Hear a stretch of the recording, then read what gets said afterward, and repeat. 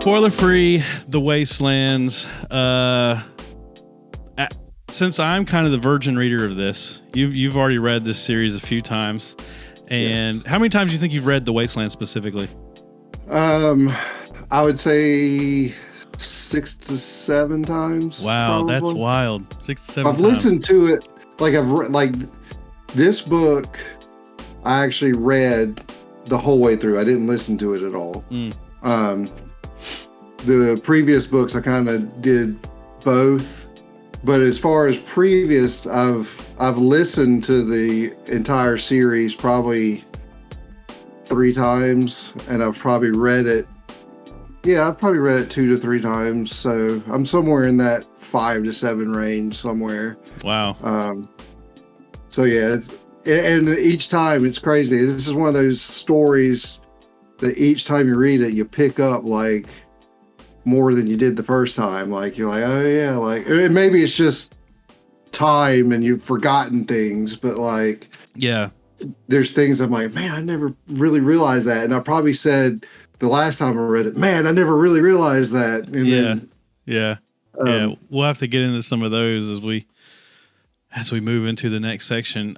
Having never read anything from the series, didn't know what to expect.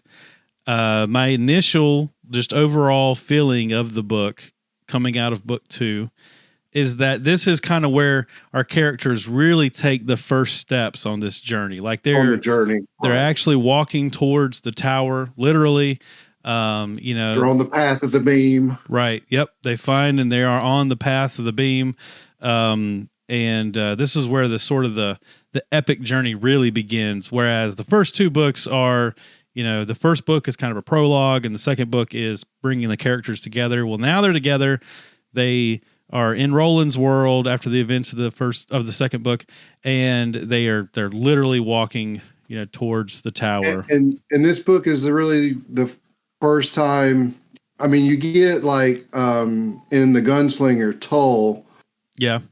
But this is really the first book that kind of tells you like what happened, and you still don't know for sure, but like kind of like what Roland's world is really like, what this version of Earth is with Lud and with River Crossing and the survivors, and like how people have, and not just people, but like animals and all that have fared since the world has started moving on. And there's it's a big world building book. You learn a lot of history in this book, and you learn about places and different groups of people and stuff, and it's a broken history because not everybody alive remembers everything. Not everything was recorded. And so but not even Roland, like he's just as clueless about a lot of things. Like he hasn't been to these places. So but so you're set out in this new world, and this is really all world building. But it also does a really good job of bringing the characters together. From the previous book, there was so this book builds a lot on the conundrum that Roland starts in the second book, where he saves Jake back in 1970, 80 something. No, yeah, he's the 70s. Yeah, he's the Eddie's 70s. The 80s, and then Susanna's in the 60s. 60s, So he keeps him from dying and spilling over into Roland's world in the first book. And so because that never happens, there's this conundrum where, like, Roland's history, his journey through the first book, now has 2 paths, one where Jake was there, one where Jake wasn't. That is a big part of the first half of this book. Matter of fact, that's basically the whole first half of this book is dealing with that paradox. But it does so in a way where it's still world building. You still have the characters in Roland's world, and it sort of does this like flash, to New York City, and it tells a story there that deals with that conundrum, while also the characters from the drawing of the 3 they're on their journey to the beam. So it deals with that without, but the whole book isn't just that. Right. It feels a It's lot about different. building relationships between, between Eddie, Susanna, and Roland. Them coming to terms with the situation that they're in. Yeah. The blossoming, them love yeah, and getting married kind of thing. Like that's, yeah, it's really about them accepting their fate now. Like, like this is our world. This is Ka. Yeah. Yeah. Like, they've accepted Ka. But they're also they're becoming gunslingers too. Like this, the first part of the first book is, when I say first book, I mean the first of part of the one. Wasteland. Yeah. Right. So the first part of the book is them, like, Susanna, at the very beginning of the book, Susanna is learning to shoot with Roland, and like they're becoming gunslingers. Even though we're not spoiling anything, I feel like we're describing it a little bit too much. I'm trying to tone it down a little bit. Well, I mean, obviously, that's one of those things that, I mean, like, he didn't bring them over to become like, yeah, that's true. The cook or something. Like, we know that he's going to train them to be gunslingers, right? Obviously. So this does that a lot. I would say that let's see what to expect. So this book is broken up into two sections. Both sections deal with Roland's world and world building, while also tapping into Jake's and Eddie's worlds. But also, and we'll dive into the detail of this in the next half of the episode, but it also, like, each character deals with their past in some significant way. Right. And each character through that process becomes, different on the other side. And I thought that, we'll have when the second half begins, the Ka-tet, even though they're the same people, are different people. Like, they're all new as far as who they've become, and the circumstances of their lives before they were drawn into Roland's world. Like, just the like Eddie is my favorite character, basically. And like, he's awesome. And the Eddie, from drawing into the 3 till the second part of this book starts, is his growth and change is like magnanimous. Like, it's like totally different. I mean, he's still this wisecracking, smart aleck kind of guy, but like, he's fought off his demons, and he's come to grips with his brother, and like, it's a major, like, character development. That first half of this book is not world building aside, it is definitely character driven. We learn a lot about Roland's world, but also about those characters, and we meet some new characters. We meet some people from Roland's world, good and bad, and one last thing I want to say, and the mystique of gunslingers, that's a big thing too. Like, you hear the word gunslinger, but you really don't know, and the high speech and low speech, but this book kind of lets you know, like, what the world actually thought and believed about gunslingers and their role in society, and like, they're almost deified, like, right. And I think that this book dives into the allure of the tower. The intoxication that we saw within Roland in the first book is kind of played out a little bit more. Still not an explanation, but you see more of it in this book as it takes hold of other characters. But also, I'll say, as somebody that has never read the series before, but heard you talk about it for years, especially the latter half of this book, it felt like what I imagined that the Dark Tower was. Like this sort of dark, creepy vibe, like otherworldly, dark magic kind of stuff, with the introduction of that last character they introduce that Right. I immediately fell into like, oh, this was what I imagined whenever I imagined reading this series. And Right. I think that this might be the first time that this is kind of paid off in that way, where it's, Right. I was astonished by the second book that it was so different. Like I just never imagined that we would tell that story in the Dark Tower. And then this book, it finally got to pay off and deliver on that thing that I thought the Dark Tower was. And it's delightful to see that it is that at times. So yeah, I think, I don't know what else we could say it's really hard to talk about it without spoilers. So like, as far as like the book itself, like, it's, for me, it's hard to rank books, but like, okay, this book to me was like, I love the like, it's the lore and the characters and like the blending of magic and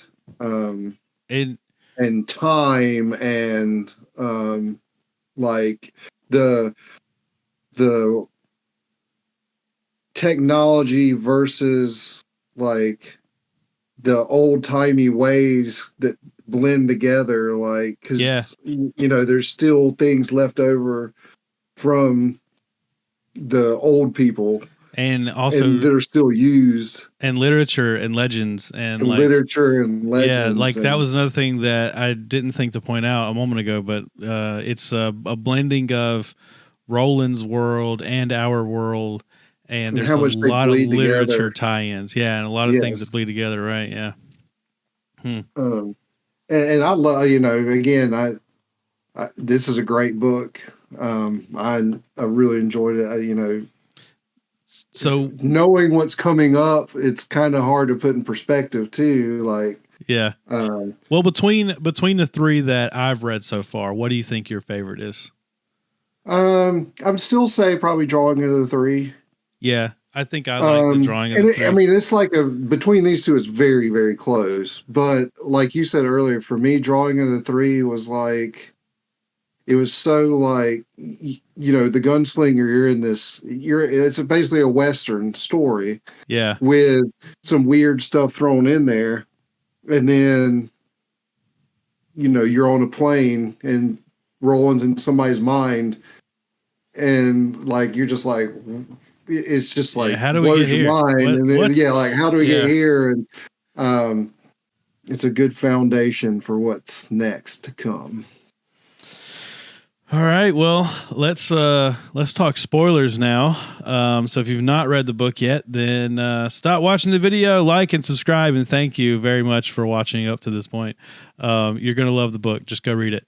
But the spoiler section of the video, try to talk about a little more details. I just have notes on my screen of just, I don't have anything specific. I just have written down like characters and places and things that we could probably discuss, but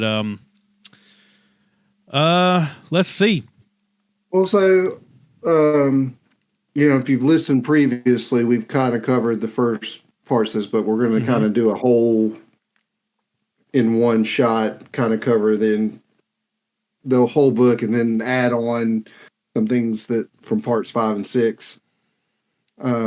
As far as with spoilers now with this book, like it's awesome to see, like, what the hell is Blaine, like, why is Blaine a pain? What does Charlie the Choo-Choo have to do with everything? What does the riddle book have to do with anything? And that was funny that the riddle, so the book of riddles, I knew it was going to be important.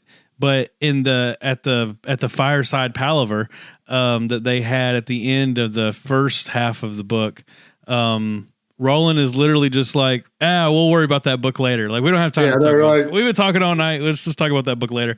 And so they move on. Then it ends up being important because of Blaine. We finally found out what Blaine is in like early chapters of the book in Jake's sections. He talks about Blaine the pain.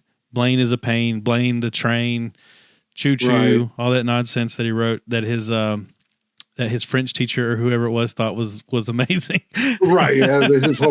His little paper. Yeah. I mean, like,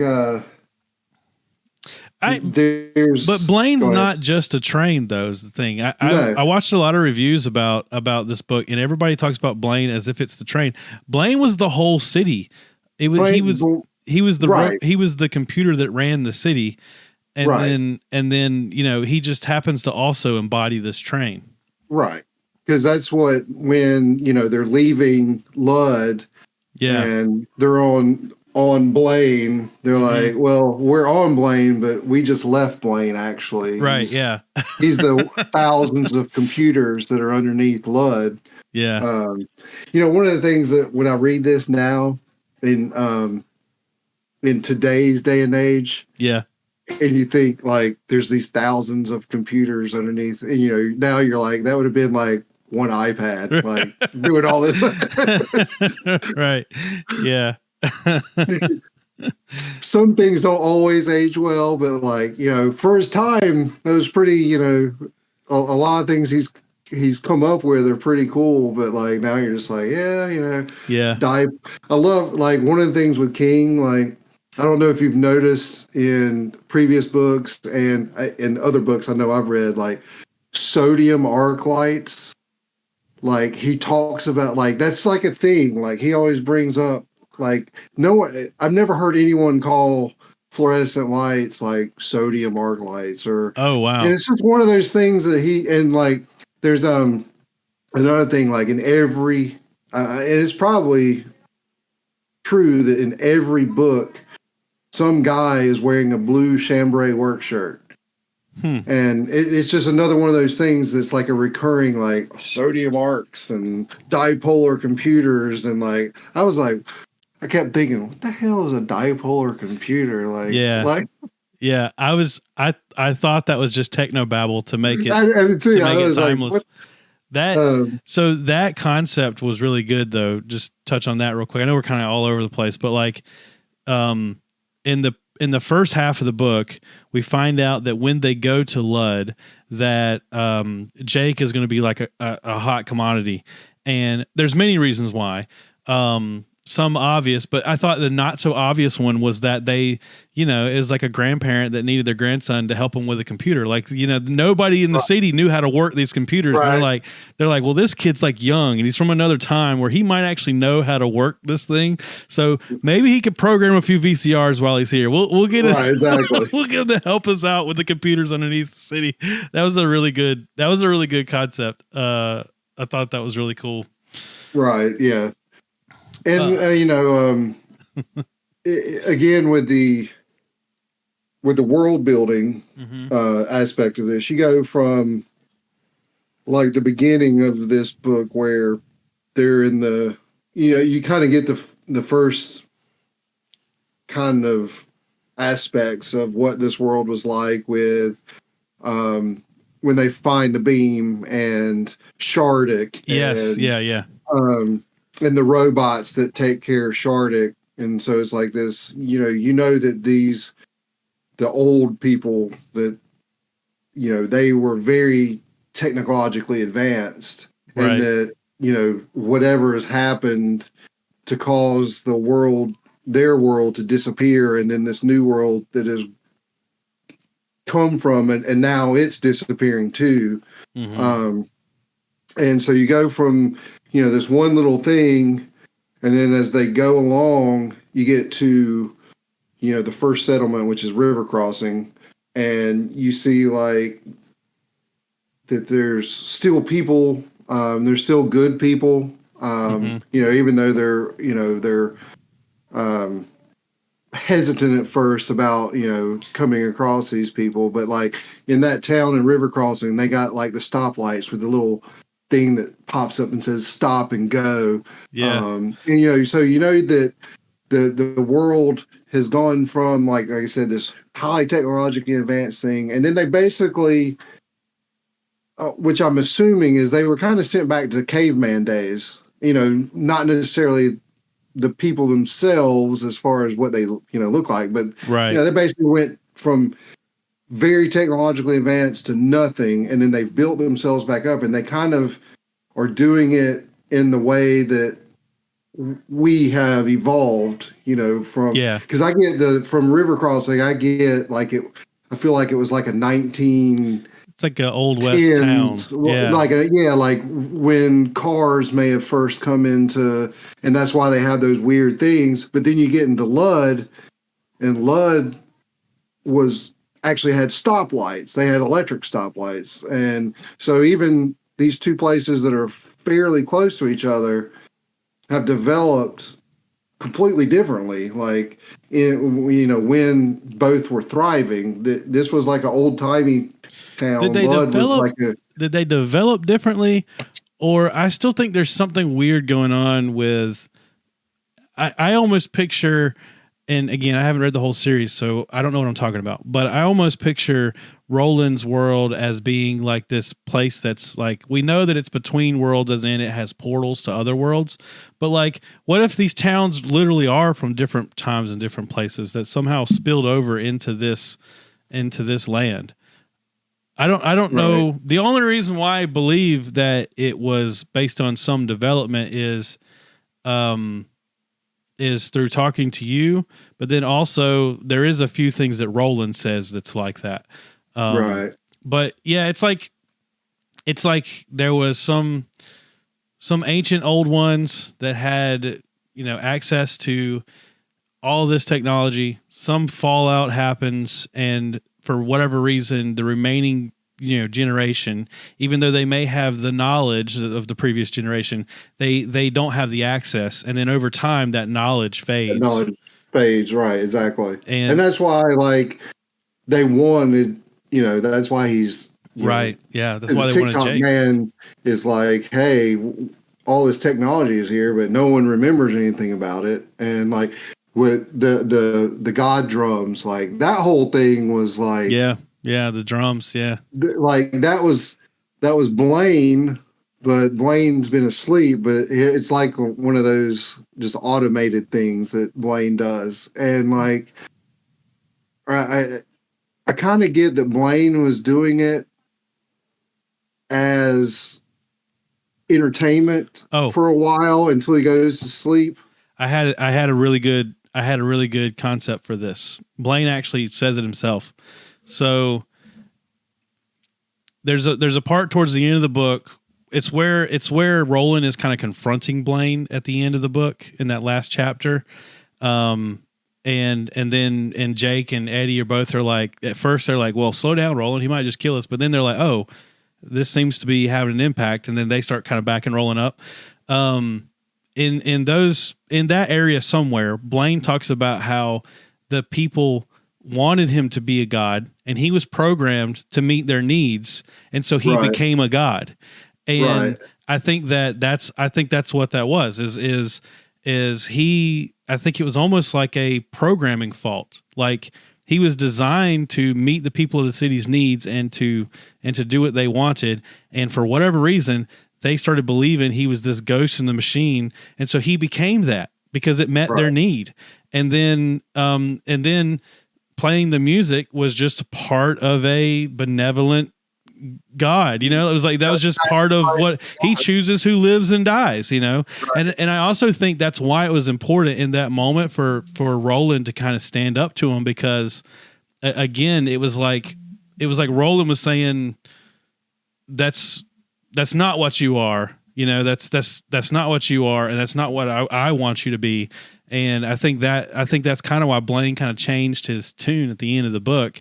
And even though he's still hell bent on plowing them into a wall once they get to the Topeka or whatever it was, the end of the line, and they've got to tell him riddles until they get there, but and they stump Blaine. Yeah, this book ends like on a complete, I wouldn't even call it a cliffhanger. This book like ends like mid chapter. Yeah, exactly. It just like when it originally came out, you had to wait like it was like 6 years. I looked it up. It's 6 years.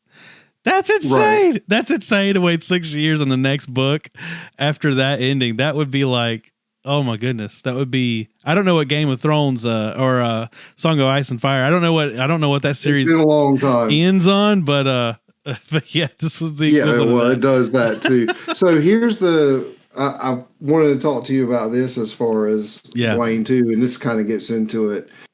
Is Blaine actually sentient AI, or is this programming, or is it corrupt programming? Like, I think that it, or did he evolve? Because I mean, I believe at first he was just like you said. It was like Blaine was like the control center for the city. Yeah. Well, what I said about him saying they wanted a god, so he decided to be one. He says that. I mean, that's like part of his dialogue, in all capital letters, because all of his dialogue is in all caps. Right. But yeah, I think that I think. All right, so this is probably my 2023 brain talking, right? So I don't know what the intention was whenever Stephen King wrote the book, but just as somebody living in 2023 and we see how AI is developing, I don't think that in a time period where you could create a sophisticated AI such as Blaine, I think the learning process would be part of the writing of it. I don't think a person would sit down and write a program that would be Blaine. You would be able to write a program that would eventually learn and become Blaine. And if that is the case, it might also go mad, you know? Right. Yeah, exactly. And that's what I think too. I think it started out as, this it's not innocent. I don't know a good word for it, but it was just basically here's this computer program that runs the train station, that runs the stop lights, and that runs, all these automated processes throughout the city. But then, I mean, you got to figure this was part of the old people too. Mm-hmm. And they were at a point again in like technology that, and you will find out more about their technology, obviously. But they were at a point where their technology was, unfathomable. And I think it was just a natural, like they wrote this thing and were like, okay, here it goes. And then it learns as it goes. And then eventually Blaine becomes self-aware. And then plus when everything happens, it's just Blaine. And then the survivors, and then Blaine is like this last, hurrah from these people. And again, over time, they're in awe of this, what is just a computer, but they're in awe of this thing and start giving it like godlike qualities and sacrificing themselves to, whatever god they think he is. And it's weird how the pubes don't know anything. Like they're totally like kind of ignorant about that stuff, whereas the grays, they know that it's all just bullshit, that it's like computer stuff, and they think it's a big joke that 2 or 3 times a day that the pubes have to sacrifice somebody. And the part of that I like, I don't remember where one of the characters talks about this, but I don't remember who it is. It might have actually been Blaine, or it might have actually been someone from the Greys, but they were saying that they were killing each other. The music on the speakers was their excuse to do it, and they've built this whole like sort of religious belief in all this, but really they just wanted to kill each other. And it was just their excuse it's their excuse to do it. Yeah. Which I thought, as I've seen, there's a few other points in this book that I kind of got this same kind of vibe, but like, this whole notion of like using belief or religion or even just tradition, as like your reason for doing something that really you just want to do, Right. Well, in that, after Eddie and Susanna, run into the pubes, he tries his best to like tell them, hey, this is all bullshit. Like, what are y'all doing? Stop killing each other. This is just some ZZ Top song that the balance is off, so you only hear the drums. Right. Like, he's like, it wasn't even that good. So that's funny that in one of our check-ins we talked about that Eddie thought it was ZZ Top. And I was saying, I wonder if it really is music or if it's just something that has a cadence and Eddie recognizes it that way. But it literally was ZZ Top. Like, he really knew what song it was. That's crazy. And again, that's another thing where the worlds start bleeding together. Like, you know, you got the Beatles in the first book with Hey Jude. That's what I was about to say. Hey Jude. Top and like, that's so wild. That's so weird. I still don't know why that is that Hey Jude would have stood the test of time. I mean, if this was the Beatles, man, and it's a different world, like we don't really know that there ever was the Beatles in Roland's world, right? You know, I never thought about it. I didn't think about that till just now. I was kind of thinking about it. My thought of that is that, you know, there's been people like we haven't really gotten into it a lot, but they've talked about the Manny who've been traveling between worlds. And I feel like that they have brought certain things back from traveling these worlds, and they probably were not necessarily the core world where the Rose is, but I mean, they could have gone to any other worlds where a Beatles did exist. Yeah. And then they've just brought certain aspects of that, you know, back with them. Wow. Because I think, if I remember correctly, I think it's in the Gunslinger where they talk about how the words are different. Some of the words are different, or like Eddie, maybe it not have been Hey Jude, Eddie's or may not have seen.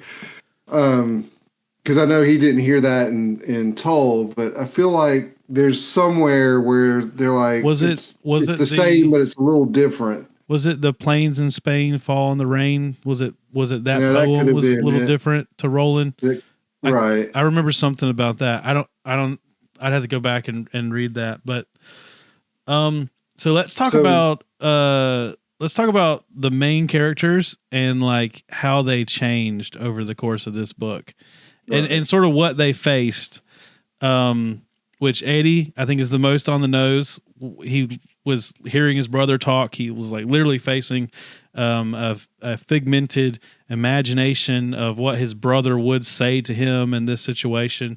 Right. I think we talked about how they were almost like Susanna, where they each had, you know, multiple personalities, even though there wasn't as drastic as her. But they were all hearing voices in this book. Yeah, they were all hearing voices. Definitely Eddie's were, you know, he's lived with the shadow of his brother overhanging him. And we talked about before where he was even better at a lot of things than his brother, but he held himself back because he felt he owed it to his brother not to, and his mother.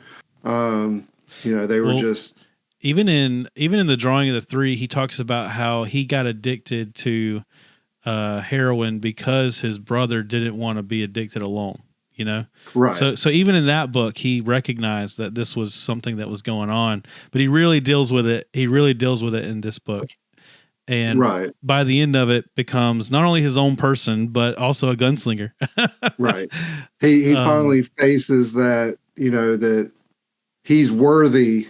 Mm-hmm. You know, he realizes that, hey, you know, I am, you know, he's with the making of the whittling of the key, with all the self-doubt and all that stuff. He finally realizes that, you know, that was all his brother, and, you know, he faces that face to face, and he overcomes, you know, he succeeds. Mm-hmm. And from that point on, like in the second half of the book, anytime that it's been Eddie, his brother hasn't been there.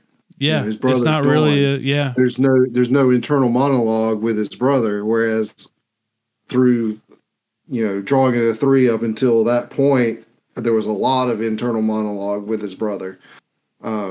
Same thing with, you know, Susanna's come under control with Odetta, and you really haven't heard much of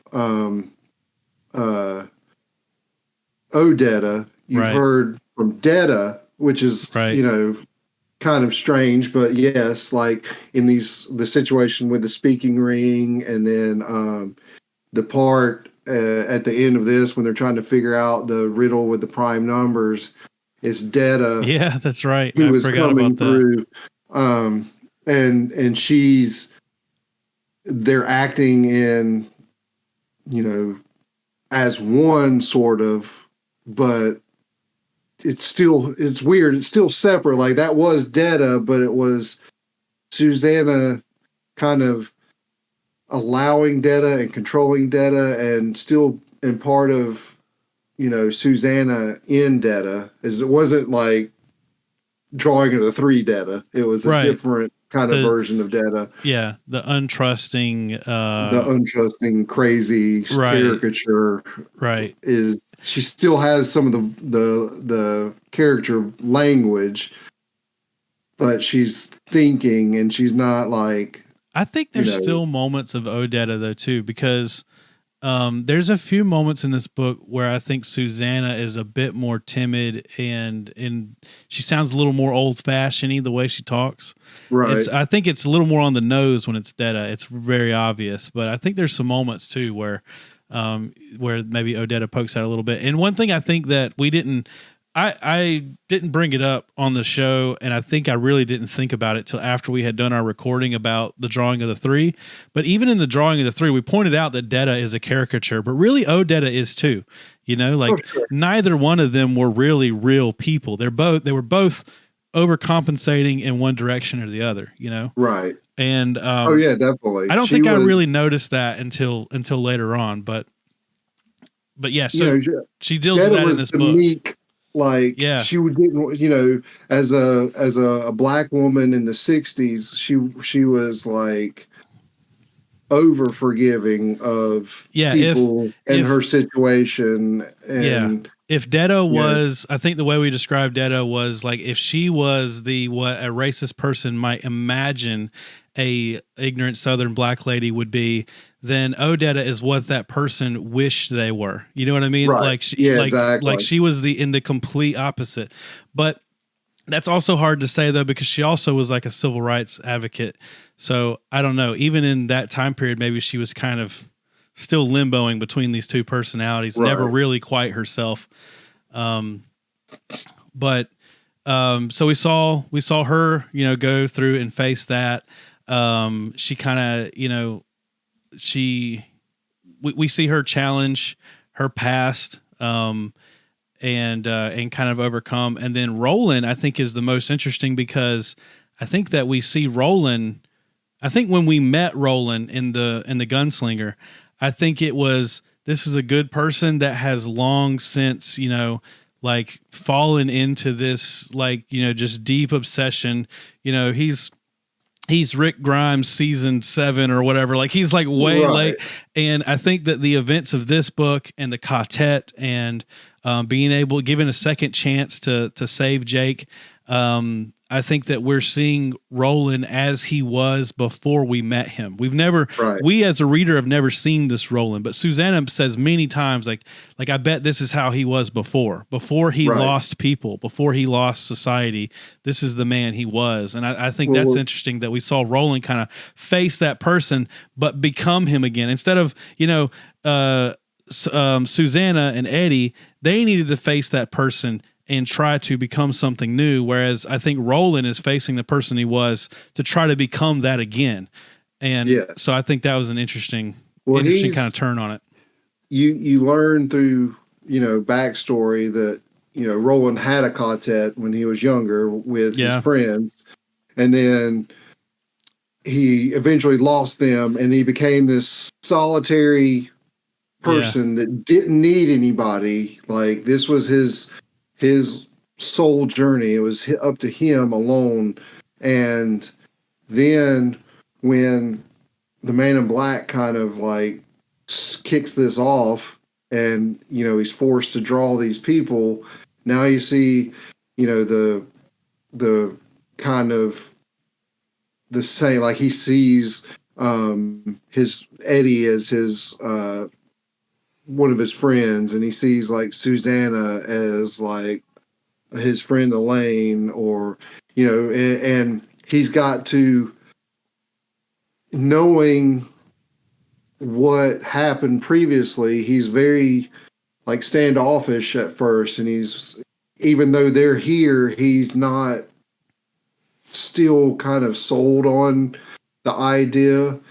And then eventually it's like he finally accepts that, these are gunslingers and they are worthy, and I don't have to do this alone. But, at the same time, there's still like, even when Jake says, you won't let me fall again, right? And he's like, no, I won't. And then he wonders in the back of the man, he's like, well, but will I? Yeah. And I think that will always be there. But I think that, he has come to love them, and they've all come to love him. And, even, Eddie and Susanna, when they're getting toward Lud, they're like, this is like New York, and, we miss New York, but, we have no plans of ever going back. This is our home now. This is, this is our, and, they say, even if you die, Roland, we'll continue on the quest to the tower. And, so they're fully invested in that. And so that, like, you see a big change in Roland, in, just however many, you don't really know how long it's been because of all the weirdness, but like hundreds, thousands of years that Roland's been, who knows, wandering. And then like Jake's an interesting character, because Jake, before like any of this even happened, Jake was like before even say he came the first time and died, like his life wasn't good. I mean, like he was obviously privileged because he lived, his parents were very rich, and he went to private schools and all that. But he, even before all this, he knew something was missing. He didn't have a relationship really with his parents. His closest confidant was the housekeeper. Right. And it wasn't even like they had a confidant, because, when it was time for her to clock out, she was out. Like, it didn't, he wasn't a second thought kind of thing.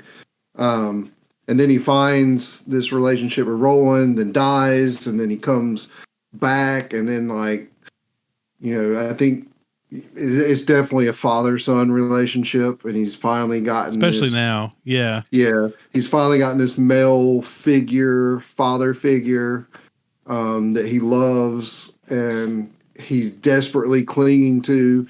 And, you finally see this first semblance of happiness, and then Oi comes along, like, just at the right time, like, to kind of like soothe Jake as far as like all this newness, all this new world, and and to give him something to look after and take care of.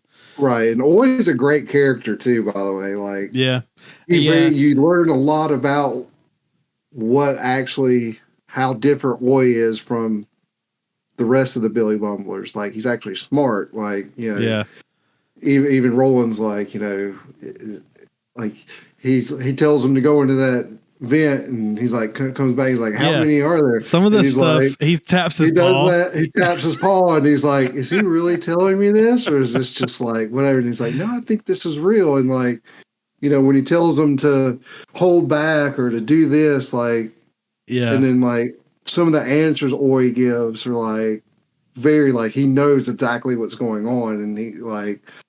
So the thing about Jake is, so you're right. I think he was unhappy in his regular life, but I think the drawing for Jake was that he was out of place. Like, he was supposed to have died and he didn't. And so Right. so that made him feel like just completely disconnected from the world in a way that none of us ever have really experienced. And so but I think you're right. I mean, I did think he did have a bad relationship with his parents and with his family, but even if he had a great relationship, I think that if he was meant to have died and then he didn't, he would feel disconnected from the world, and he feels right again now that he is like back where he would have been had. But there's really two corrected histories here, not just one. One, that he did die and end up in Roland's world, and then two, that Roland didn't let him die on which is kind of, I'm thinking about this as I'm saying it, so this could be crazy, but could this be an admission from Stephen King that actually was the incorrect history? That was actually the incorrect turn of events, and that it always should have been that Jake should have survived the gunslinger. Right. I don't know. Fan theory there. Well, okay, so we talked about the other character. The man in black shows up at the end of this. Okay, hold on. I did not catch that till you told me before the podcast that it was the man in black. So he says there's talk of Merlin earlier in the book whenever they're at their fireside palaver at the end of the first section. I can't remember exactly what was said, but I know that someone brings up Merlin in that whole conversation. Yes. Do you remember what that reference was?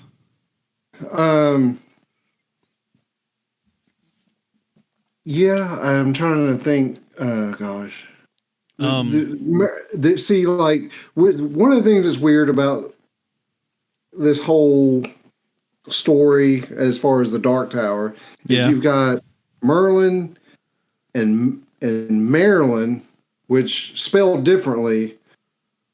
And even in this part, because one is Merlin and the other one's Maerlin.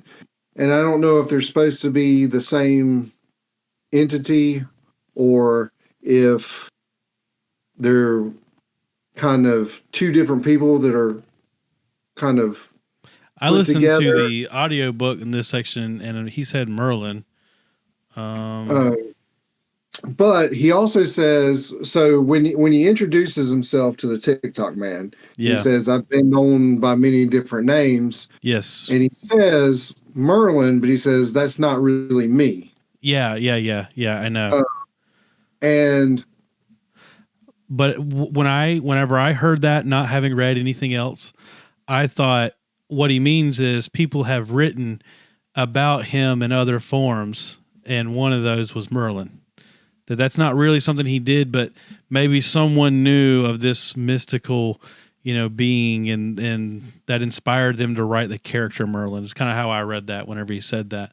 And it also it struck me because Merlin was mentioned in earlier in the book. I didn't go back and read that section to see what it was, but so Merlin is definitely like, not knowing, like, and this is again, having read everything, is still vague.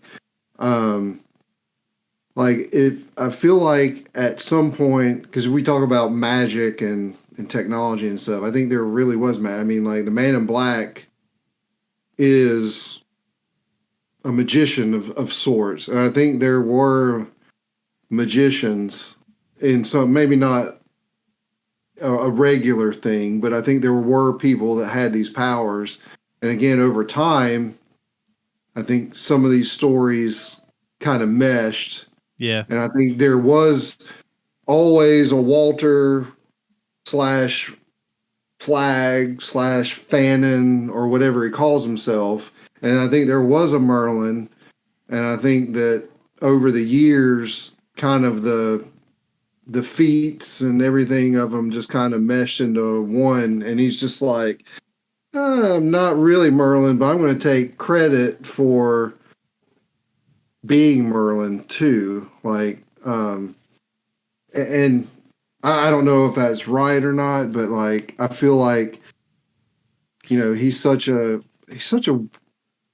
different character. Like, you think he's dead because Roland had his jawbone up until, not that long ago. Now that you've said it, it makes sense to me that it's the Man in Black. but that wasn't my first. I thought this was a new character, that it was just another, like, big bad guy of the series. And he calls himself Richard Fannin. But now, having heard you say that, and also what he says, and like, I realize now that must be the Man in Black, but I didn't really catch that at first. I didn't really think of it that way. A little interesting thing here, when he's talking to the TikTok man, basically, like, TikTok man gets shot, but by Jake, but he's not. Yeah, when Jake, the bullet just it was a 22, and he didn't hit him right, and it just kind of grazed off of him, whatever. And Jake says that he saw like a flap of his skin, and he said Roland would have known what that meant, right? But Jake didn't, or whatever. But he says, like, he's like, trying to tell the TikTok man to get up and blah blah, and they're having this back and forth, and he's like, you have to basically worship me. Mm-hmm. If you want to get out of here, because Blaine's getting ready to destroy Lud, essentially kill everybody in Lud. He's like, he says, tell me my life for you.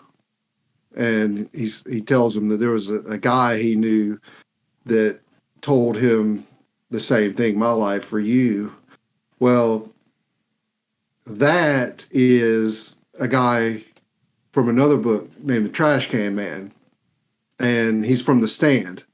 Oh, and okay. So Randall Flagg, Richard Fannin, is the bad guy in The Stand.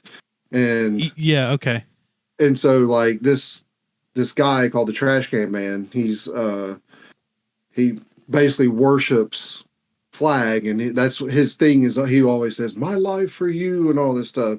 And so now, like, again, it's the God complex thing, kind of like Blaine. Like, now Flagg has this God complex, like, these people should be worshiping me, and he's telling the TikTok man, hey, if you want to live, you need to worship me and say the same things, and have the same feeling. And of course the TikTok man is like, sure, why not? And so he says those words, and it's very, very interesting. And obviously that story is not over. That was the coolest part of the book. That was the part I was saying, like, it felt like what I imagined this whole series to be. Like, he's just so, like, otherworldly and creepy. I can tell that this is going to build into something really cool. And the last thing he says in that part, because this is kind of how part 5 ends, and then you go into part 6 with the man in black. He's like, he tells the TikTok man, hey, I'm going to need you to kill somebody, basically. He's like, and he says, they're messing with things that they don't really understand. Yeah. And they've gone too far, so they must die. He was like, they should have never made it this far. Like, I don't understand why Blaine didn't just kill them right out at the cradle, and why this is happening. But just in case Blaine doesn't wind up killing them on this trip, we're going to have to be there to end it, essentially. Yeah. I know why I didn't think it was the Man in Black, or why it didn't cross my mind. It's because the book describes him as having, like, sharp teeth and, all of these, like, unusual features that the priest, the Man in Black, didn't have. Well, see, the one thing too, and obviously The Stand came out before this book.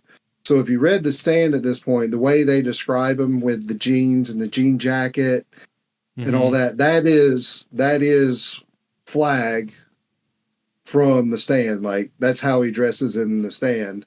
And if you've read The Stand, then you know that person is the Man in Black. So if you hadn't read it, you probably don't know that, because your only version of the Man in Black is a guy wearing, like, the priest robes, right, and stuff like that. So, and not to say that this is one of those times where, you get crossing over from other King stories. And a lot of people are like, oh, you've got to read, this book, and you got to read this book, and you got to read this book. And it helps. Like, again, in this situation, it helps, but you don't necessarily need, it's just cool getting the references, but it's like, it's not life or death if you haven't read The Stand. Yeah. It may be worth reading.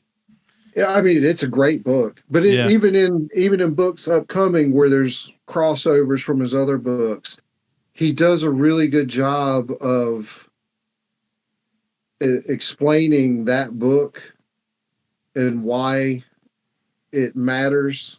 Yeah. And without you having to have read that particular book.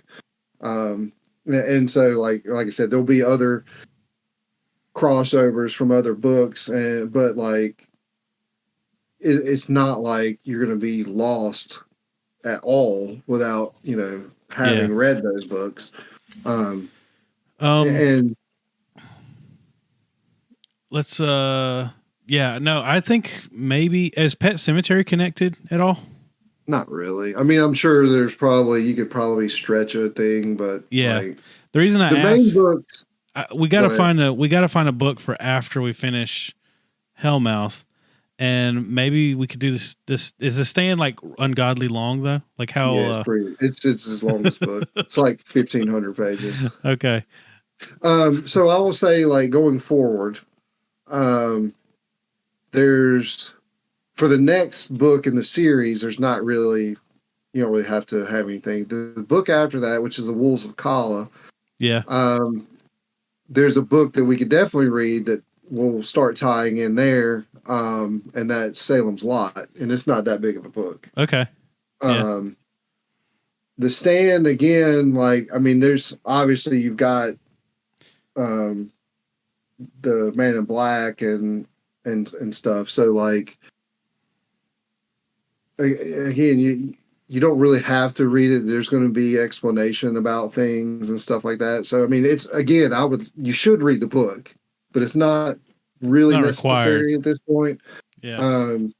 As long as you know that, The Stand was the Man in Black and there's a plague and.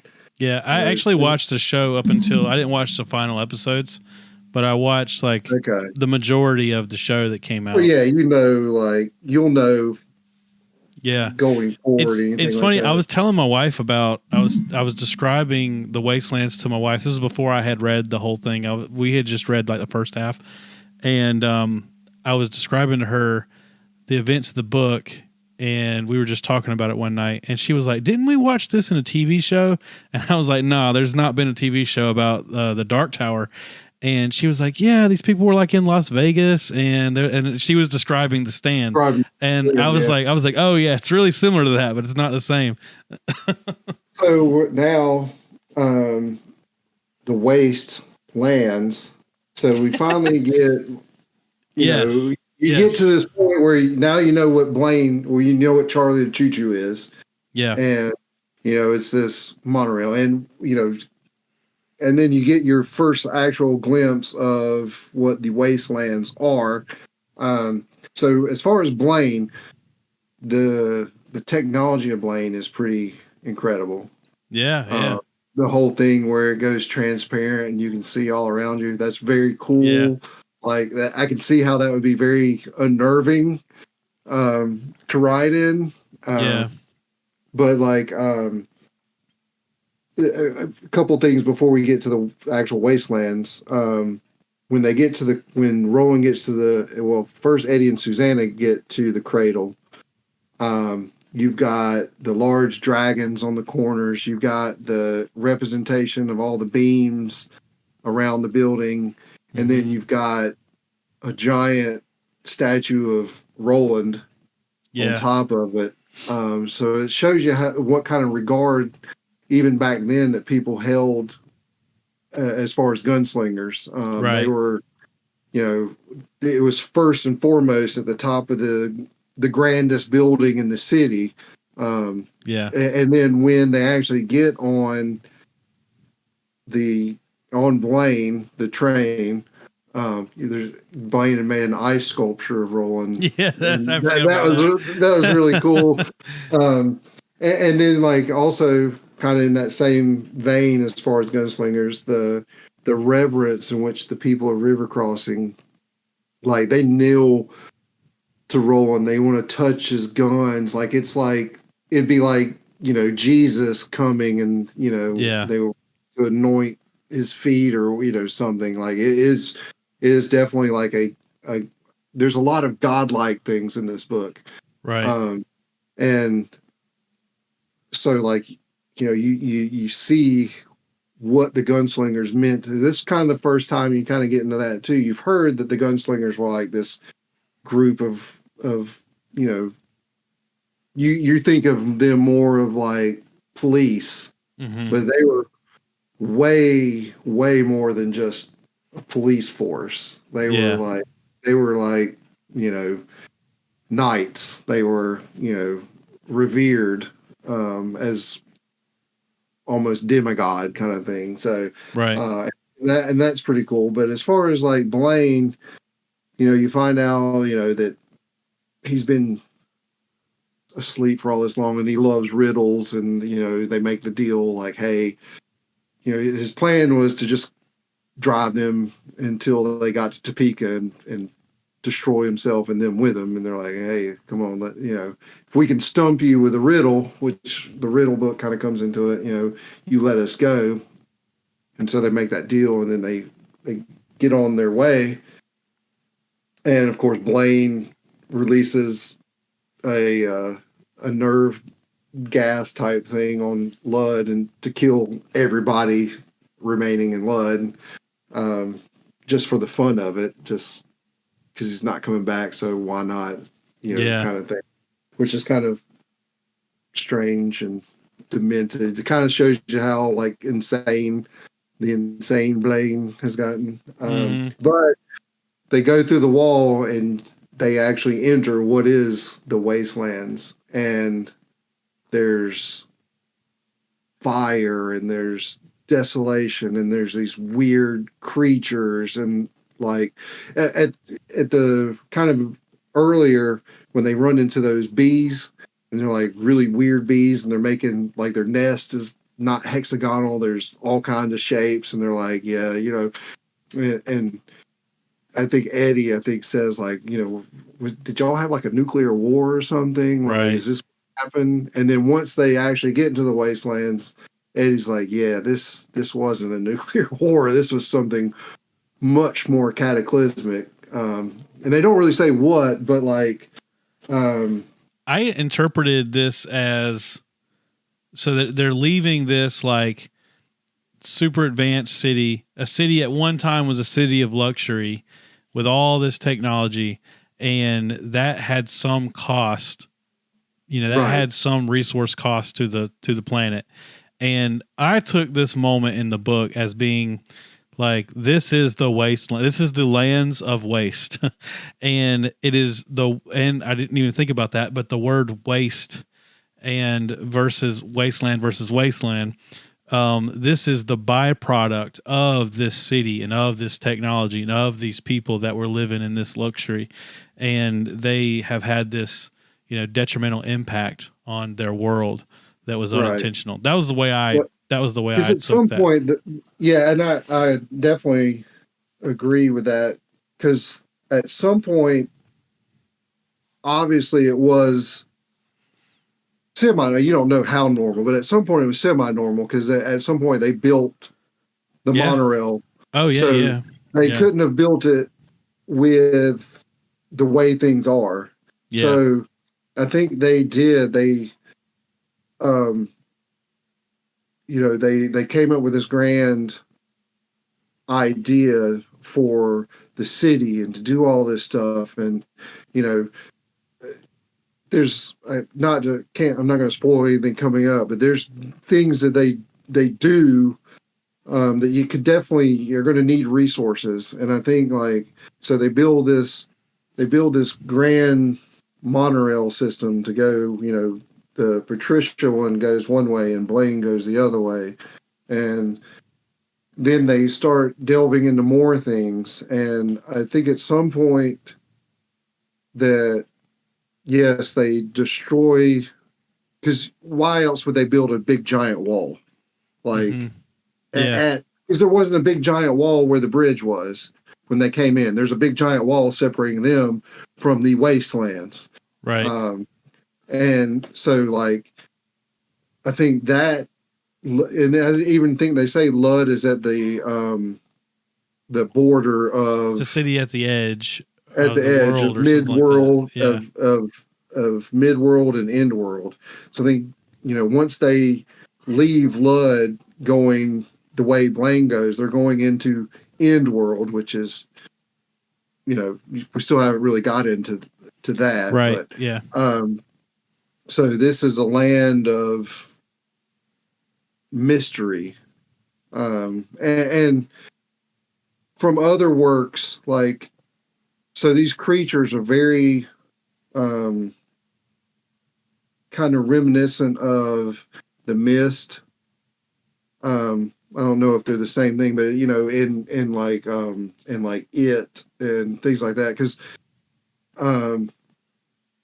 in between these worlds there's spaces, which I don't know if you ever watched The Mist, the movie, very long time like ago. that.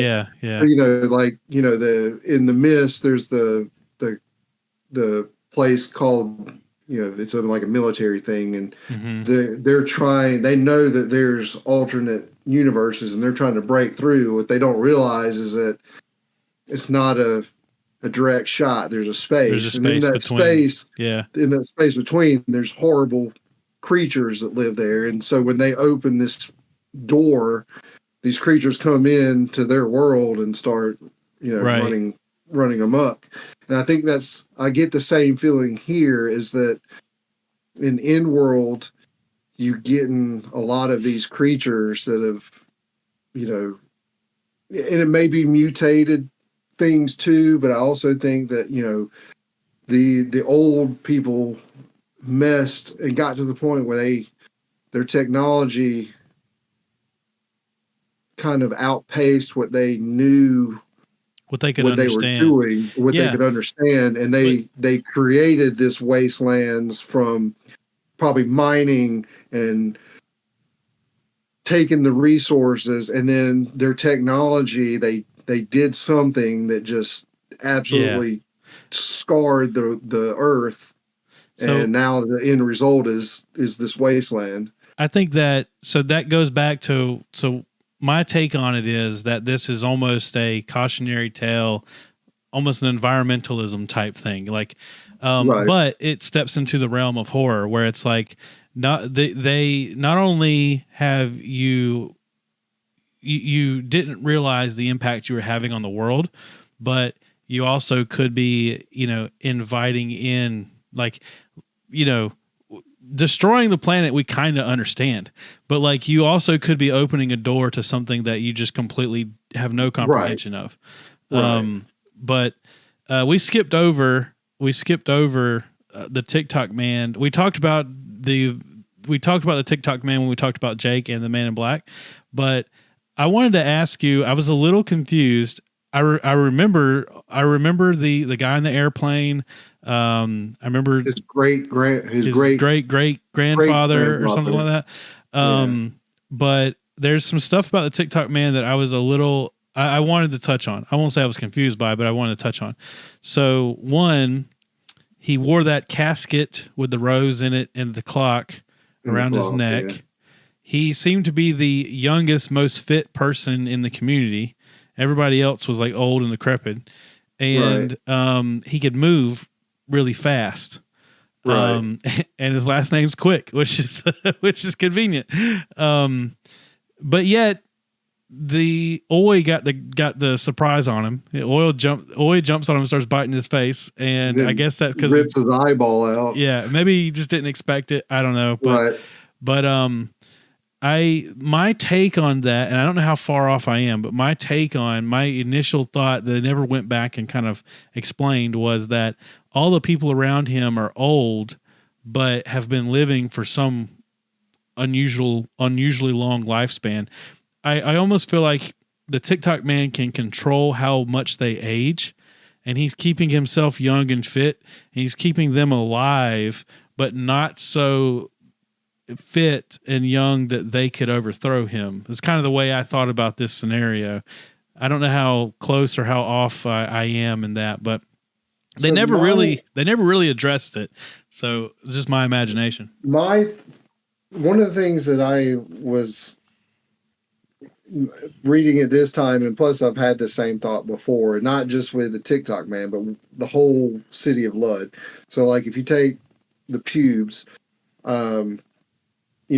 Suzanne and Eddie come across a group of about 20, I think they said, or maybe even less than that are sacrificing, one of their people. And they even say that it's like the Shirley Jackson, the lottery thing, because they're drawing people out of a hat. And then that the drums are 2 to 3 times a day. And I kept thinking, like, how many, because this has been going on for years. Yeah, there had to be a ton of people. Yeah. There has to be a ton of people, but then you're drawing people out of just one hat. And I'm like, if there's literally thousands of people, how large is this hat? Like, and then at the end, when they're on Blaine and, he releases the chemical weapon, it's mass suicide. Like people are jumping out of buildings. So then you're kind of like, okay, so there are a lot of people.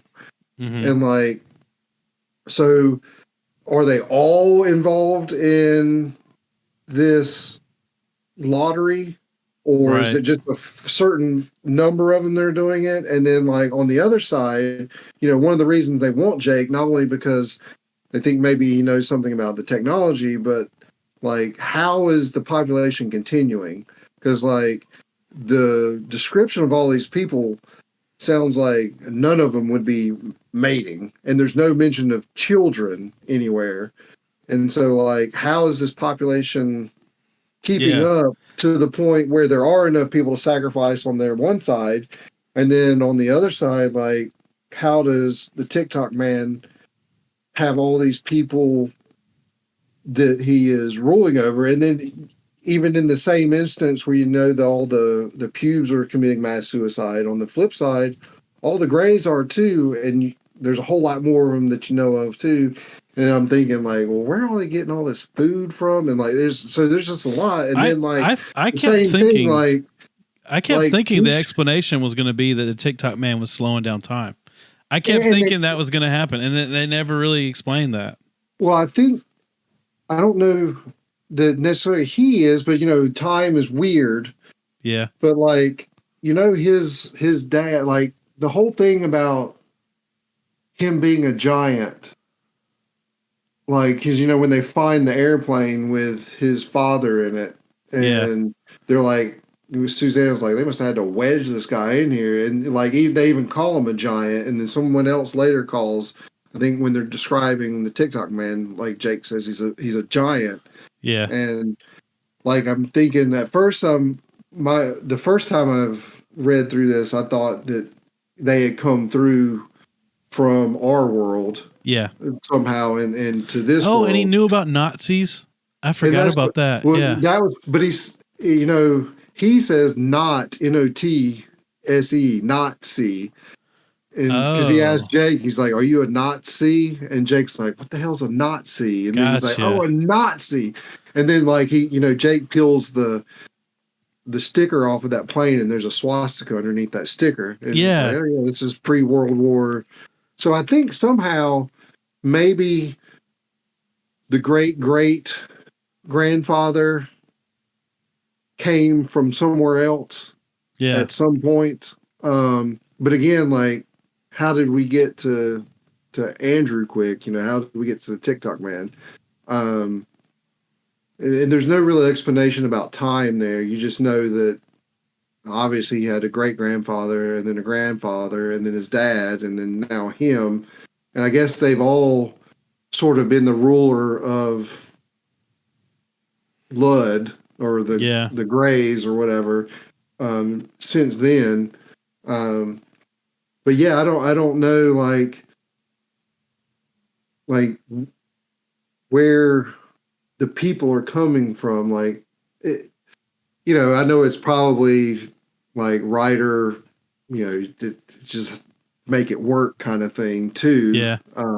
But like and overthinking on the reader's part, sometimes you just think more into it. But I don't know, like, I mean, not to spoil, but yeah, there's no Huh. explanation of like that he does anything other than that maybe he's just fascinated with clocks. I don't know, because he likes Jake's watch and he's like his. I don't know, like There has to be I definitely something think there. I definitely think he's different than everybody else, because like everybody else seems to be diseased too, like Yeah, Gasher and no, like he's those other completely people healthy. are all, and he's just like, yeah, he's just like normal. So maybe it is that they came from a different world. Maybe there's something about their blood that doesn't, you know, Hmm. susceptible to whatever that disease is that everyone seems to be getting. And yeah, some of that I think is just creative license kind of thing. Like, I'm just gonna, you know, There has to be something there with that. I don't know. I'll keep watching as we read more. um, and then like again, there's like, they talk about Lazarus, and obviously, like, I'm familiar with the story of Lazarus, but the Lord Perth thing, and I meant to look this up beforehand. I've never really paid attention if that Lord Perth is like a real thing. Lord Perth. It does come up. 1960. Is it a story? Because that would kind of fit. Like if somebody wrote, because everything I'm seeing is about the Dark Tower. So I was just wondering if like Stephen King made up Lord Perth, or if this is actually something that I think it's a real thing. I'm trying to find.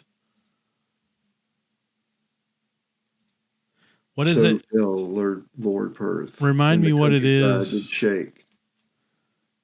Remind me what it is in the Dark Tower. Because it's basically a different version of Lazarus, or Oh. not Lazarus, but is it Lazarus that flies too close to the sun and Oh falls? no, that's Icarus. Icarus. Yeah, Yeah. Lazarus So gets raised from the basically, dead. because that was the yeah, that's right. Oh, Because that's that's right. what Yeah, yeah. because Because Jake says. I just had it right here. He says, let's see if I can find it again. It says, "So fell Lord Perth," he said, "and the countryside did shake with that thunder." And that's a reference to his father crashing the plane. And so he's kind of making the comparison to Lord Perth and his father. But I just didn't know if Lord Perth was actually, if that came from a real thing. Because everything I see on Lord Perth is all just references to the Dark Tower. there was a real Lord Perth, but I don't. I'm reading through this really quickly. I don't see anything about flying. Right. Um, but yeah, like again, but even if that's say like if that's a legend of Roland's world, it's still a kind of a crossover from our story of Icarus. Like, Yeah. they our version of our world, it's Icarus, and their version of that story in their world is Perth. Hmm. It's another kind of worlds melding together, I guess. Um, but yeah, like there's a few other things like kind of get into like the trip um that they're taking on Wayne is about 7,000 miles, according to them, which says it'll take 8 hours and 45 minutes at 800 plus miles an hour at top speed. They're going to Topeka, Kansas. I'm assuming that, because again, like land, they're comparing basically Lud to New York City. Yeah. I'm George wondering Washington Bridge and all that. the George Washington Bridge and Fifth Avenue and all that stuff. I'm assuming that geographically Lud is where New York is, and I'm assuming that it's about 7,000 miles to Topeka, Kansas from New York. Because that would make sense. And that's another thing I meant to look up and totally forgot about.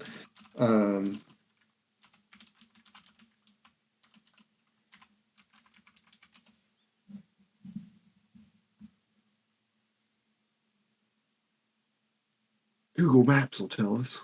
It's only about 1,500 miles, but of course, we know that their land is expanding. It's expanded, yeah, right. But that's always what I got out of this too, is that was 7,000 miles is a long way. Oh yeah. I mean, that's yeah. I don't know that the country's 7,000. I was gonna say, I don't even know. New York to LA is how far? Yeah, that would be good to look up. New York to Los Angeles.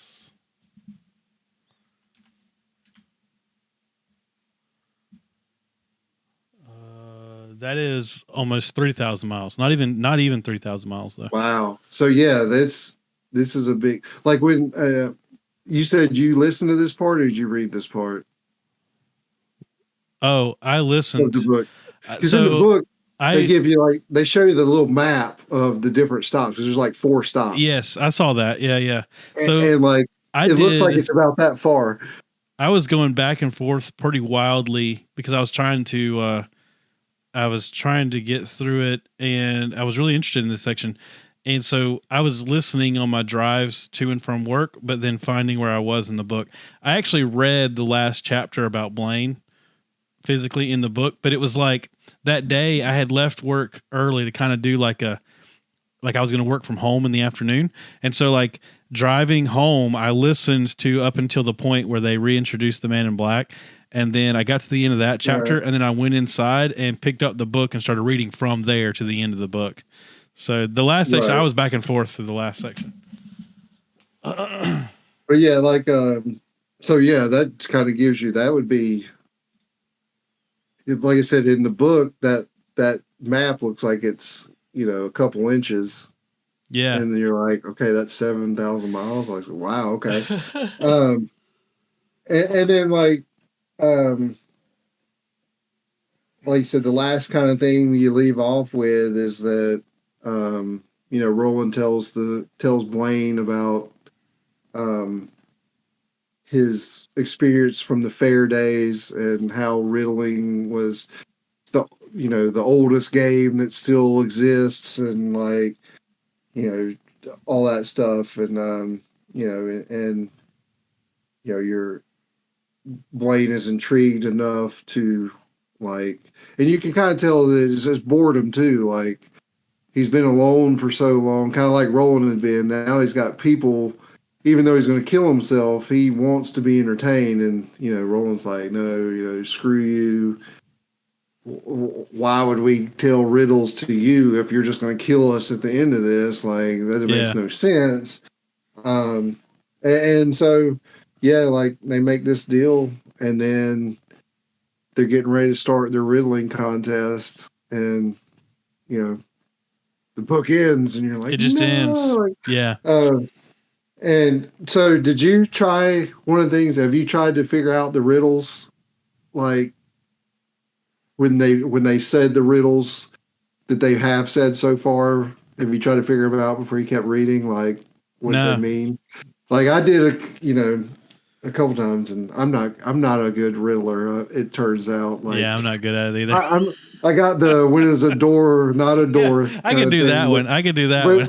But some of the other ones, like there's one that and I don't know it off the top of my head. There's one that they tell Blaine right off, and I read it, like I stopped and I read it like 3 or 4 times. Like I've got no clue. And they're just like, oh yeah, you got to look around the corners and peek around the corners. And I'm like, I don't even know where the corners are. Like, yeah.